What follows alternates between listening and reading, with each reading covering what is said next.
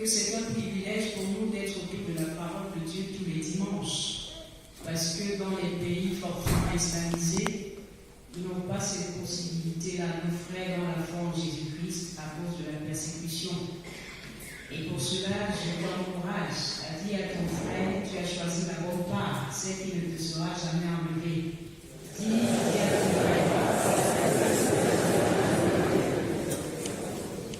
nous avons tous choisi la bonne part, celle qui ne nous sera jamais enlevée. Nous avons fait la lecture des 3 textes prévus dans notre calendrier liturgique. Celui de Romains 19, celui de Galates chapitre 5 et celui de Luc 9. Il y a un lien logique entre les 3 textes qui peut être visible à l'œil nu ou pas. Mais le lien que nous avons tiré est celui de l'esprit qui t'anime. Quel est l'esprit qui t'anime dans l'action que tu poses? Élie était animé d'un esprit d'amour lorsqu'il jetait son manteau sur Élisée.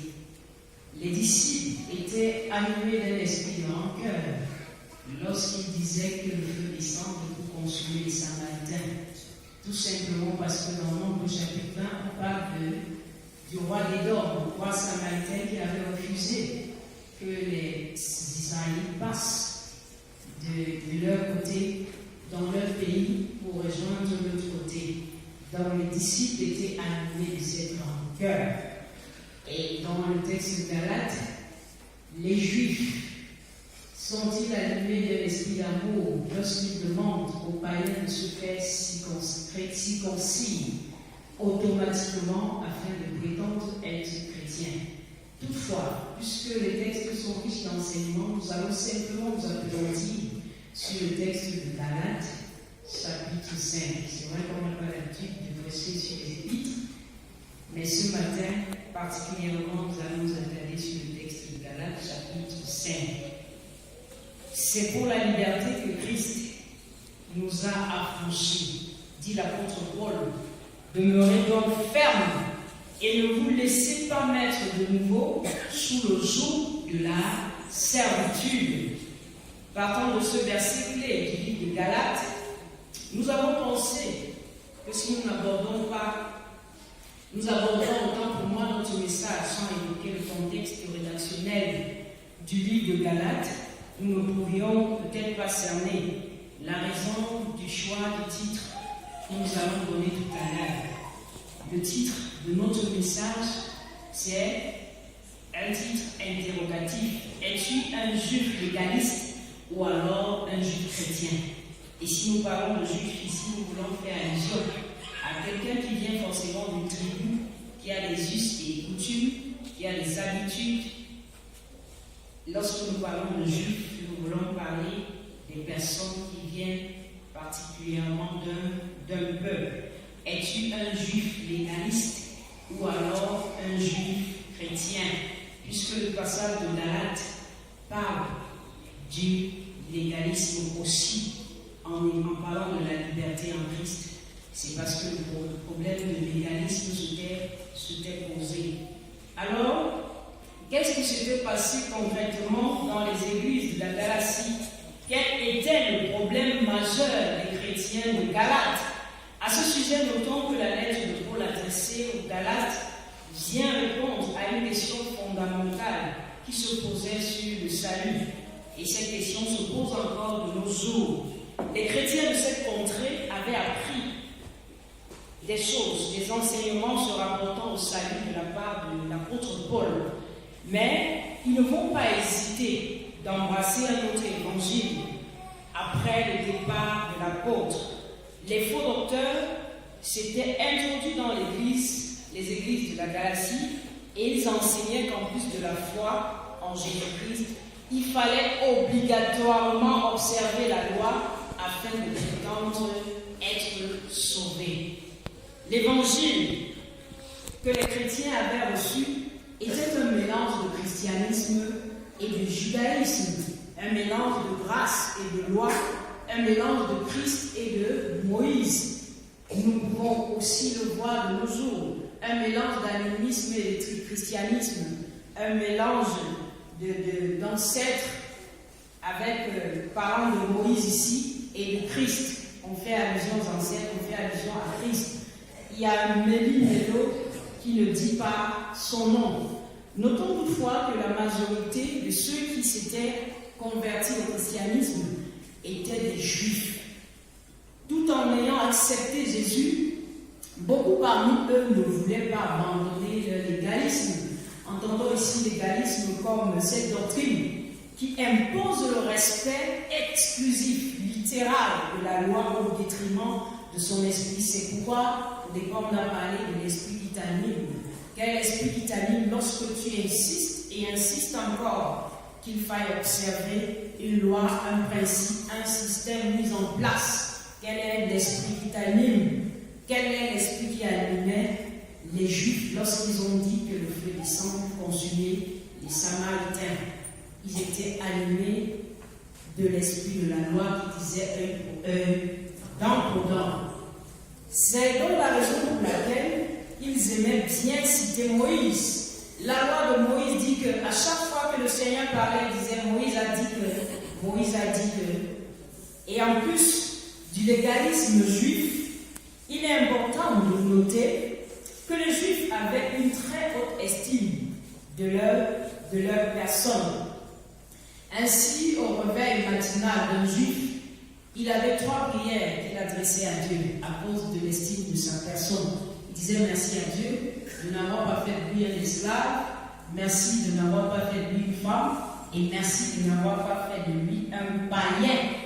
Voilà, c'est pourquoi on peut comprendre la distance, l'écart qui était créé entre juifs et païens. Alors, dans le passage précisément que nous avons lu ce matin, ces juifs voulaient imposer aux païens qui avaient accepté Christ l'observance de certaines de leurs pratiques telles que la circoncision. Paul n'hésitera donc pas de dénoncer cette pratique malveillante qui éloignait le nouveau converti de la grâce de Dieu. Ainsi, les fondamentaux de la foi chrétienne avaient été attaqués et il fallait vite réagir. Nous connaissons tous les dégâts que le mauvais évangile produit dans les églises et même en dehors de nos églises aujourd'hui. On comprend pourquoi l'apôtre Paul, dans ses lettres, est très sévère. C'est l'une des lettres de l'apôtre Paul où il est sévère. Parce que le nœud, le fondement, le support de l'évangile avait été attaqué. L'apôtre Paul donc écrit, je dirais sans mâcher ses mots, il ne donne pas du lait pour emprunter le langage du quartier, il ne donne pas du lait à son auditoire. C'est pourquoi quelque part il va dire Galates, oh Galates, qui vous a ensorcelé, qui vous a fasciné pour vous éloigner de la grâce de Dieu. Dans cette lettre, il est vraiment très dur dans ses propos, parce que le cœur de l'évangile avait été atteint. L'apôtre Paul va foncer tout droit sur le problème afin d'interpeller les églises de la Galatie. Alors, à partir de ce contexte, quelle compréhension pouvons-nous avoir de nos jours sur le thème que nous avons donné? Es-tu un juif légaliste ou un juif chrétien? Qui représente ces deux cas de figure dans nos églises aujourd'hui? Le juif légaliste, selon la conception que le Seigneur m'a inspirée, c'est les personnes très nombreuses dans nos communautés aujourd'hui. Je les ai classées en 2 catégories. Et la première catégorie représente des bons religieux très attachés au système et au texte de l'Église. Ce n'est pas un problème, hein. Je précise avant d'avancer que ce n'est pas un problème. Dieu n'a pas de problème avec les principes et les systèmes. Il n'a pas de problème avec ça. Mais nous allons comprendre le nœud du problème à la fin. Donc, c'est des personnes qui sont attachées au système des textes de l'Église, aux principes établis et qui parfois rejettent la grâce manifestée en Jésus-Christ. Ils sont d'ailleurs convaincus qu'en observant ces textes et systèmes ou en ayant une carte de membre bien remplie, ils seront sauvés. Loi, principe, système. Ces conservateurs. Et quelqu'un disait, c'est des partisans du statu quo. On a toujours fait comme ça. C'est toujours comme ça. Et ils ont, comme le dit Paul dans sa deuxième lettre à Timothée, dans le chapitre 3, verset 5, l'apparence de la piété, mais toutefois réunit ce qui en fait la force. C'est pourquoi, à la place des expressions telles que Moïse a dit que, comme les Juifs le disaient, ils disent, les textes de l'Église disent que la déontologie de l'Église dit que c'est pas mauvais, je le précise. On va chuter pour comprendre. La loi de Moïse avait été donnée et il observait, c'est pas mauvais. Évoluons. Les textes de l'Église disent que on ne prie pas comme ça à l'heure, c'est parce que comment est-ce qu'on peut finir un culte sans exécuter le sabbat? Pourtant, la loi de l'Église voudrait que, bon, voilà autant d'éléments. On nous apporte une autre copie des choses copiées de l'extérieur. Et j'ai souvent demandé si le sabbat est une copie intérieure. Et par cette manière de faire, on étouffe les cantiques spirituels que Dieu voudrait inspirer aux siens. Et ces derniers ne servent pas Dieu dans la liberté. C'est pourquoi l'apôtre Paul dit, vous avez été appelés à la liberté. Demeurez donc fermes et ne vous mettez pas de nouveau sous le joug de la servitude. Si j'ai reçu l'Esprit de Dieu, s'il y a l'Esprit de Dieu en un lieu, je dois être libre de m'exprimer, surtout dans l'ordre, parce que Dieu n'est pas le Dieu du désordre, mais je dois le servir dans la liberté. N'a-t-il pas dit que nous devions lui chanter un cantique nouveau? Le légalisme a entraîné notre Église dans le gouffre où il se trouve aujourd'hui. On a arrêté ceci. Ça doit toujours se faire comme ça. Loi sur loi, convention sur convention, principe sur principe, système sur système. Où en sommes-nous aujourd'hui? Pour ce qui est de la deuxième catégorie du légalisme, je dirais que cette deuxième catégorie apparaît très subtilement dans nos églises aujourd'hui et s'observe dans la vie de plusieurs frères. Et voici ce qui est observé dans nos communautés. Si pour les Juifs d'origine, la circoncision offrait le salut, pour cette deuxième catégorie de Juifs légalistes, une manière de faire, un certain nombre de comportements et d'attitudes montrent ou indiquent qu'on est sauvé ou pas. C'est là où le bas blesse. Pour eux, par exemple, des personnes qui ont reçu des attitudes religieuses, une éducation religieuse, qui n'est même d'ailleurs pas mauvaise, j'insiste là-dessus, leur ayant imposé de ne pas mettre de pantalons, par exemple, pour le cas des femmes, ou alors de porter toujours le foulard lorsqu'on est dans la présence de Dieu, ou alors de ne pas mettre de bijoux. Voilà, c'est des lois et des systèmes qui sont établis aussi bien arrêtés dans des communautés ou bien d'autres choses encore. Et du coup, ils en font une loi qu'il faille imposer aux nouveaux convertis. Parfois, ce type de frères ou de sœurs ont souvent aussi pensé que si un tel frère ne charge pas comme nous dans notre groupe, c'est qu'il faut un peu revoir sa conversion. C'est la nouvelle expression de prier, on dit charger. S'il ne charge pas comme nous, c'est qu'il n'est forcément pas, il faut revoir un peu sa conversion. S'il ne fait pas partie de notre communauté ou de notre groupe, il faut réfléchir pour voir si en réalité il est vraiment sauvé. Généralement, d'ici la cru. C'est ce frère ou ses sœurs n'est simplement pas peut-être brutier, je veux dire qu'il fait forcément beaucoup de bruit, ou alors qu'il s'agit beaucoup, et du coup, on trouve que ce n'est pas un frère qui soit réellement sauvé. Donc, les juifs légalistes de cette deuxième catégorie ont une façon de voir les choses bien arrêtée et voudraient coller forcément sur les autres. Nous avons l'exemple de l'apôtre Pierre face à l'apôtre Paul. L'apôtre Pierre étaient avec les païens, ils mangeaient avec les païens. Ce n'était pas un problème. Mais dès que les Juifs arrivaient, ils faisaient de l'hypocrisie.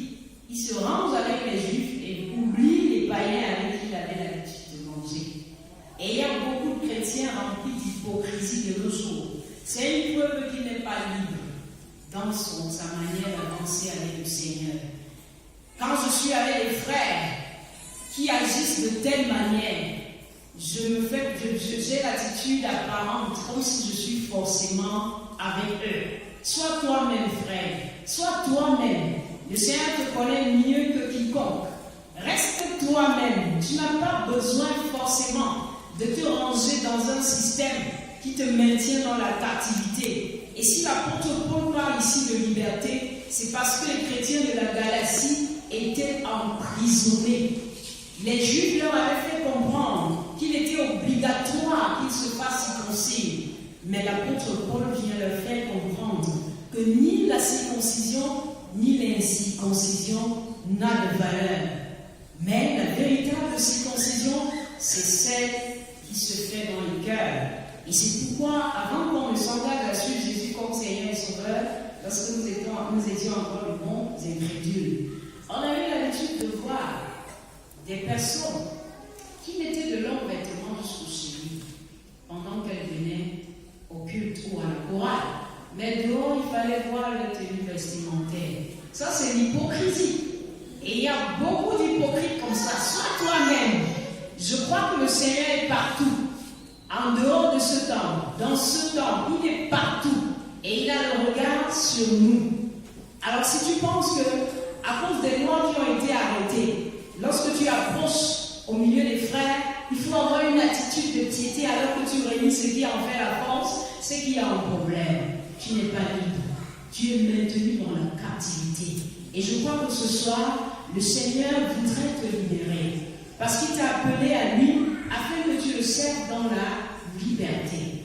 Il t'a appelé pour que tu le serves dans la liberté, bien-aimé dans le Seigneur, et non dans l'esclavage.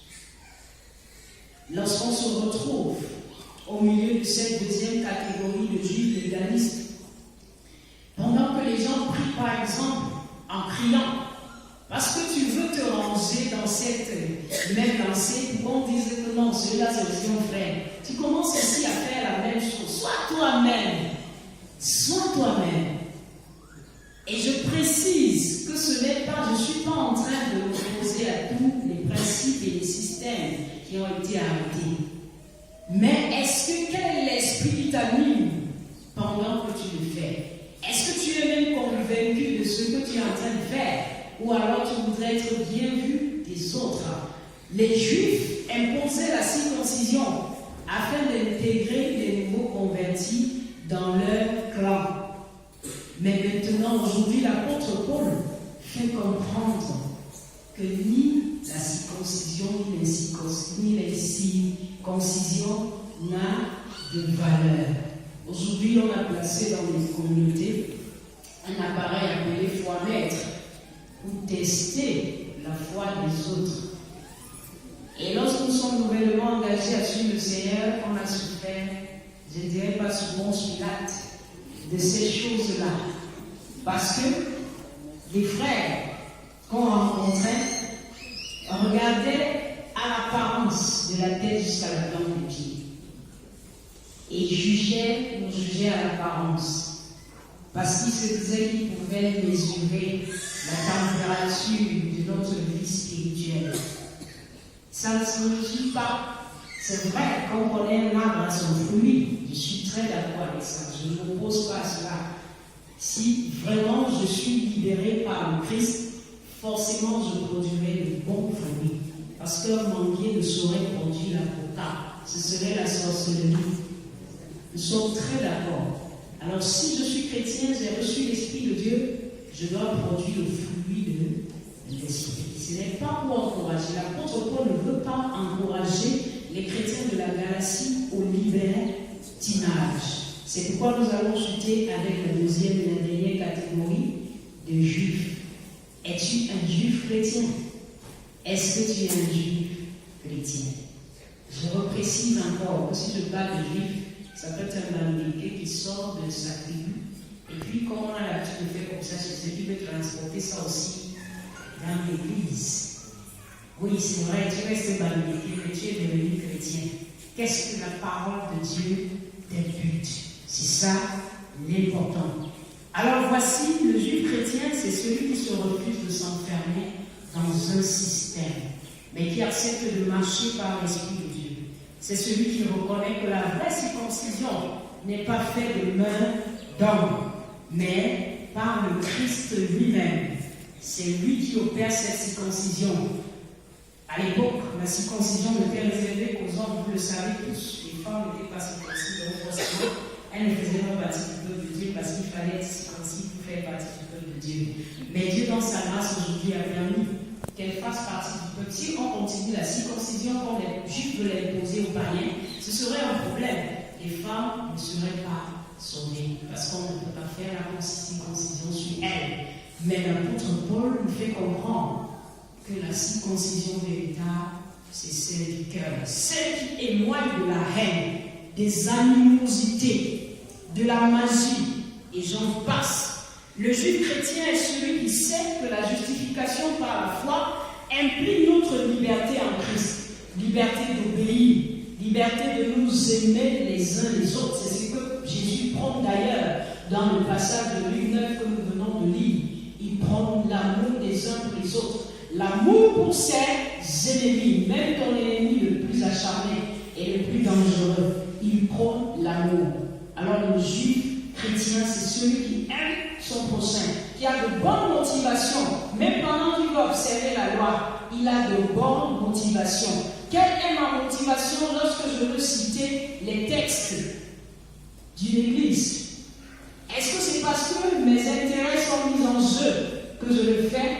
Ou alors c'est pour la bénédiction, ou alors le profit de tout le monde? Quelle est ma motivation? Dieu n'a pas de problème avec. Mais quelle est ta motivation lorsque tu cites un système ou un principe qui a été arrêté?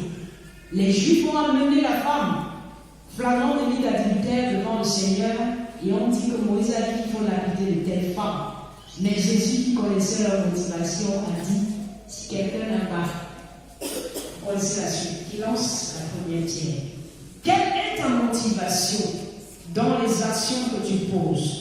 Le juif chrétien est mort à la loi et vit dans la sanctification, non par ses propres forces, mais grâce au Saint-Esprit qui l'habite. Ça fait quelques semaines, on a parlé de l'action du Saint-Esprit. Parce que le Saint-Esprit habite en moi, il me donne la capacité de vivre selon Dieu. Celui qui est appelé juif chrétien ici, selon moi, c'est celui qui dépend de l'Esprit de Dieu et non de la chair. C'est celui qui pose des actions motivées par le Saint-Esprit. Dans la loi, je ne suis pas libre et je force pour agir. Alors qu'en marchant par l'Esprit de Dieu, je le fais pas parce que j'ai peur d'une loi qui a été arrêtée, mais je le fais parce que Christ habite en moi. Et parce qu'il habite en moi, je veux l'honorer par mes actes. Et c'est lui qui me donne la capacité d'agir. Ce n'est pas mes propres efforts. C'est pourquoi, à force de faire des efforts de tes propres moyens, tu ne pourras pas t'en sortir. Je voudrais te dire de laisser le Saint-Esprit gérer, parce que toi-même, tu ne pourras pas t'en sortir. Et quand je préparais ce message, j'ai lu un document où on disait que le Seigneur a laissé encore qu'à chaque fois il y ait ce combat entre la chair et l'esprit, tout simplement pour qu'on comprenne que rien ne dépend de nous et que nous devions compter sur la grâce de Dieu. S'il avait compté cela, je suis sûr que beaucoup de chrétiens chargés d'orgueil se seraient frappés la poitrine. Mais il a permis qu'il y ait un conflit entre l'Esprit de Dieu et la chair. Le texte de Galates nous l'a dit, non? Les œuvres de la chair sont manifestes. À chaque fois, il y a un conflit permanent entre les deux. Toutefois, nous avons achevé avec le chrétien, le juif et le chrétien. Il y a beaucoup d'éléments qui ressortent, mais nous allons nous arrêter là. Toutefois, il faudrait que nous retenions qu'être libérés de la loi, ne voudraient pas pour autant dire qu'on vit sans loi. Et c'est ce que je disais depuis le départ. S'il n'y a pas de loi dans les chorales, ce serait du folklore. S'il n'y a pas de loi dans les églises, ce serait n'importe quoi. Beaucoup iraient créer dans des maisons. Et ce qu'ils appellent les trucs de Sora, que vous connaissez ici. On se retire dans les maisons parce qu'on dit que Dieu n'a pas dit qu'on vienne créer des églises, bâtiments, il faut se retrouver dans les maisons. Donc s'il n'y a pas des lois et des principes arrêtés dans les communautés, ce serait un fiasco. Donc, nous sommes libérés de la loi, mais nous ne vivons pas pour autant sans loi. Loin de là, car la liberté chrétienne se refuse d'admettre le péché. L'apôtre Paul n'est pas en train de donner une licence aux églises de la Galatie pour le péché. Il ne parle pas du libertinage. Parce qu'il y a beaucoup de chrétiens qui veulent s'excuser en disant que vraiment on n'est plus libre. On n'est plus libre. On est libre en Christ. Et parce qu'on est libre en Christ, on marche selon l'Esprit de Dieu. Paul voudrait donc, mon frère, ma soeur, ce matin, t'encourager plutôt au service qui est la pratique de l'amour. Élie a jeté le manteau sur Élisée par amour pour son frère. Est-ce que tu es prêt à passer le témoin parce que tu aimes ton frère, ou alors tu veux t'asseoir et demeurer à ce poste? Passe le témoin à ton frère. C'est une marque d'amour. C'est le mobile même de tout comportement chrétien. Or, sous la loi, le mobile est la crainte du châtiment. La liberté en Christ, bien-aimé, ne nous donne pas la licence pour le péché, mais plutôt elle nous affranchit du péché. Nous allons chuter en posant encore cette question. Es-tu un juif légaliste ou un juif chrétien? Je crois que le Seigneur a communiqué quelque chose à quelqu'un ce matin. Es-tu un juif légaliste ou un juif chrétien? Es-tu un babylonien traditionnaliste ou un babylonien chrétien? C'est à toi de trouver la réponse. Que Dieu bénisse en nous.